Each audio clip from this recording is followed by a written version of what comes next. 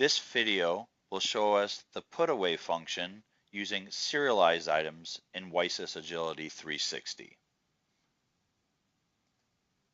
We are going to use our put away application on our handheld. Notice our goods receipt PO received items to the dock, and we are going to scan our first item to validate that in SAP.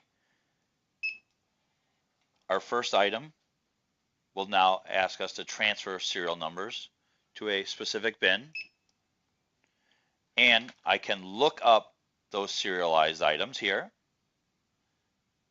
and notice I have 14 serialized items. I can pick a serialized item to move and post that,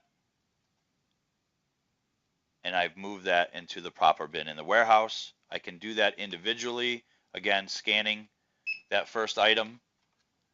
I can hit the three dots and delete serial numbers.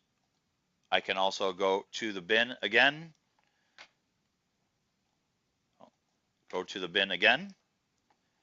and scan the serial numbers or look them up, and I can continue to do that with each serial number item I wish to receive and post those, and those items will now be moved to put away. And let's show you that in SAP Business One under inventory, inventory transactions, and inventory transfer.